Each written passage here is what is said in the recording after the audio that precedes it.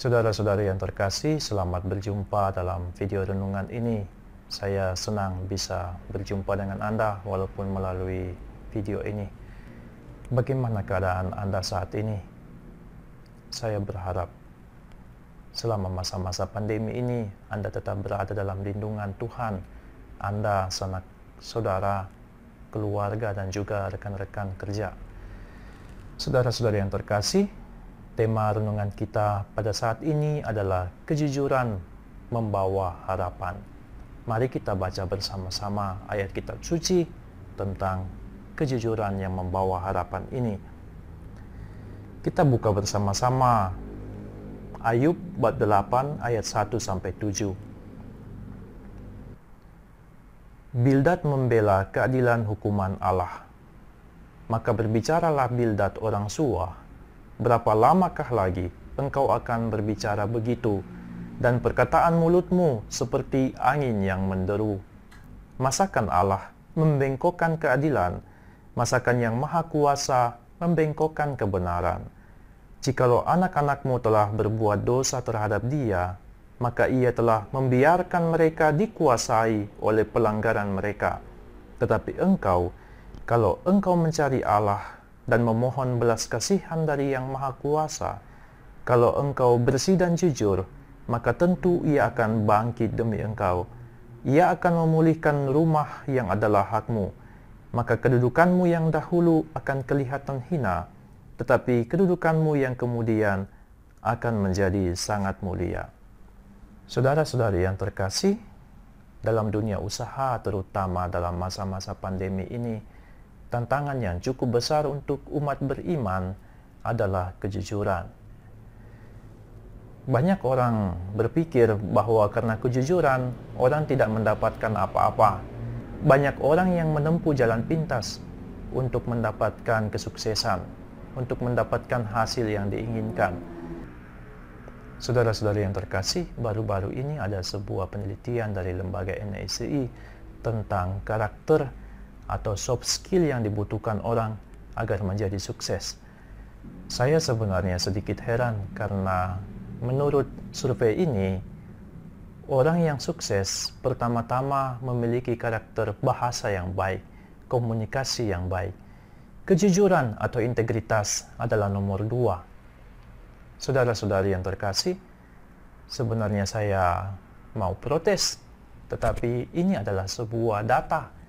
Inilah apa yang terjadi di dunia sekarang, bahwa orang dipilih dalam kepemimpinannya karena pertama-tama dia mempunyai kemampuan komunikasi yang baik. Dan di negara kita juga pasti tahu contoh-contoh bahwa orang dipilih karena kemampuannya dalam berkomunikasi.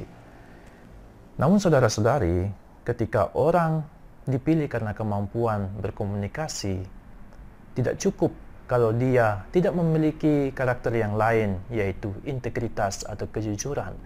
Orang-orang yang memiliki komunikasi yang baik tanpa kejujuran bisa kita katakan ini seperti penjilat.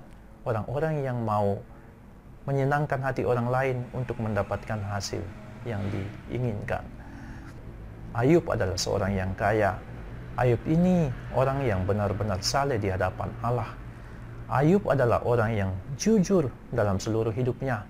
Dan kita tahu kisahnya. Sebenarnya dalam bacaan yang kita dengarkan pada saat ini, Bildad, sahabat Ayub, menuduh Ayub bahwa segala penderitaan yang dialaminya dan juga keluarganya itu karena bisa jadi perbuatan dosa yang dibuat oleh anak-anaknya atau perbuatan dosa yang dibuat oleh Ayub.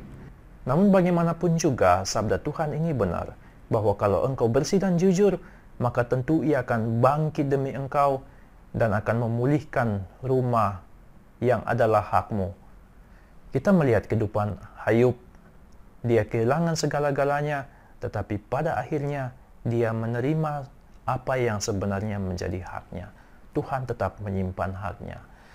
Saudara-saudariku yang terkasih, kita tahu bahwa saat ini banyak orang yang mengalami kesulitan dalam hal ekonomi.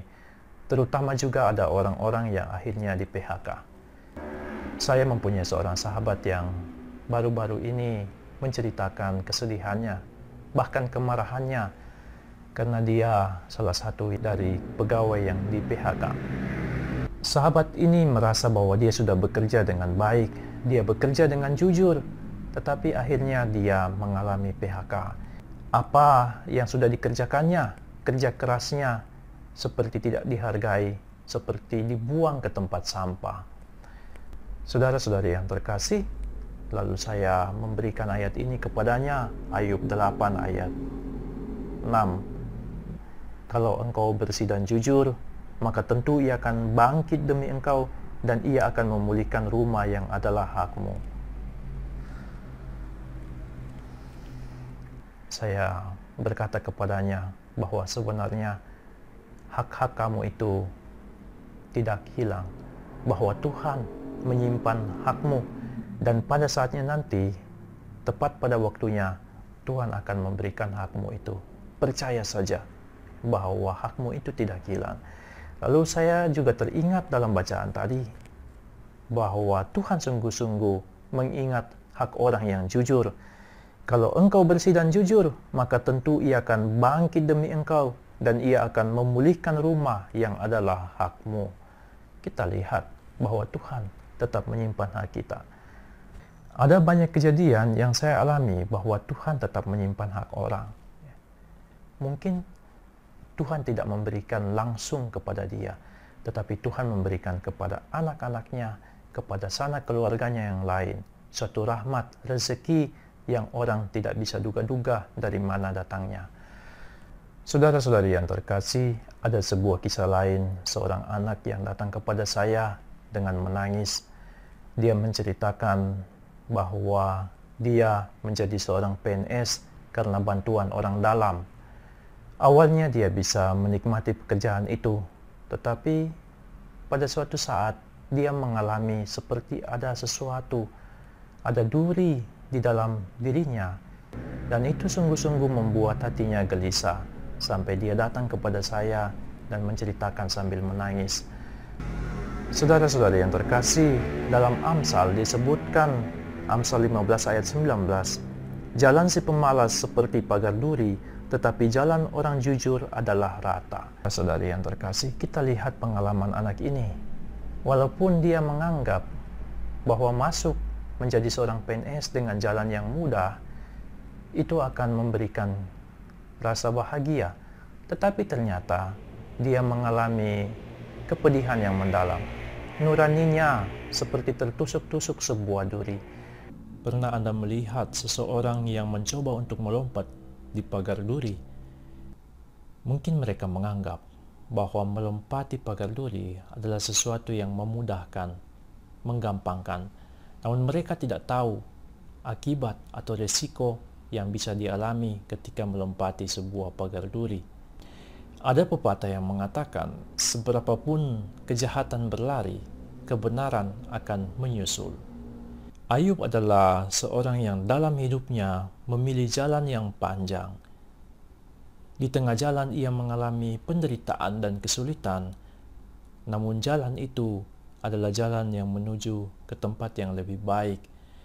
Kita lihat pengalaman Ayub, dia mendapatkan kembali apa yang sudah hilang 2 kali lipat, bahkan berlipat-lipat setelah dia tetap percaya kepada Allah. Kejujuran Ayub mendatangkan harapan bagi dirinya. Bagaimana dengan kita di tempat ini? Apakah kita masih percaya bahwa kejujuran bisa memberikan harapan? Apakah iman kita masih kuat untuk percaya akan janji-janji Allah? Saya yakin, saudara-saudariku, jika Anda bertahan dalam suasana kejujuran, dalam sikap integritas dalam pekerjaan, dalam kehidupan rumah tangga, maka kehidupan Anda akan menjadi lebih baik, lebih nyaman, dan lebih damai. Kebahagiaan sejati datang pada orang yang hatinya tulus dan suci. Tidak ada duri dalam dirinya, yang ada adalah jalan yang rata, yang mengantar dia sampai pada keselamatan. Sekali lagi, percayalah pada janji Tuhan. Saudara-saudariku yang terkasih, mari kita mendoakan doa syafaat kita. kita berharap, kita berdoa untuk pemulihan negeri kita di masa-masa pandemi ini.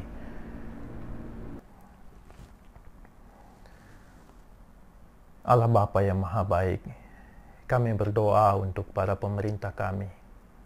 Sudilah Engkau membantu para pemerintah kami, terutama dalam mengatasi masa-masa sulit ini.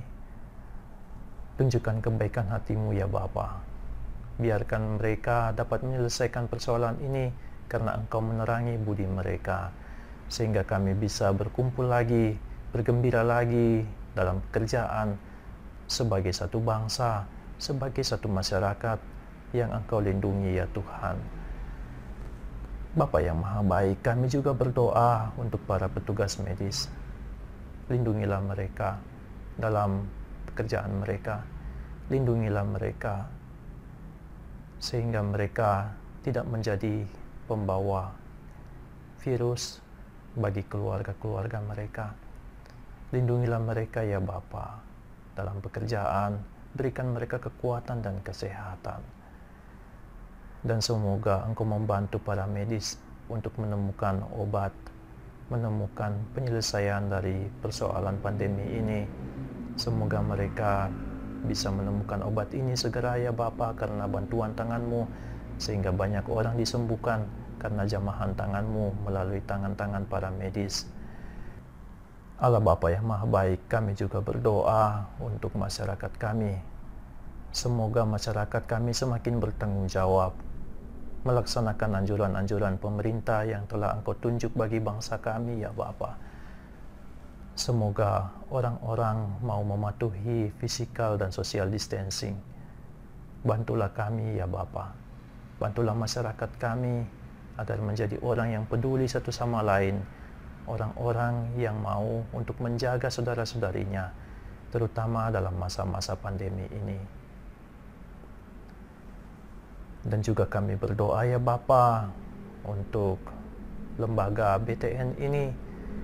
Semoga Engkau membantu para pegawai menjauhkan mereka dari penyakit ini. Semoga Engkau membantu para pegawai yang sudah sakit, memberikan mereka kesembuhan ya Bapa. Berikanlah bantuan sehingga dalam masa-masa ekonomi yang sulit ini, lembaga ini masih bisa bertahan dan juga masih bisa melayani masyarakat dengan baik. Bapa, kami percaya akan berkat-Mu. Berkatilah juga keluarga-keluarga mereka. Berikan mereka bantuan sehingga mereka bisa melewati masa-masa sulit ini dengan baik juga ya Bapa. Dan kami percaya akan kebaikan-Mu. Semoga masyarakat kami, pemerintah kami, petugas medis, anggota-anggota lembaga BTN ini, dan juga umat-umat beriman, Engkau lindungi, Engkau taruh dalam penyertaan tangan-Mu, Engkau utus malaikat-Mu untuk melindungi kami semua. Dalam nama-Mu kami berdoa. Amin.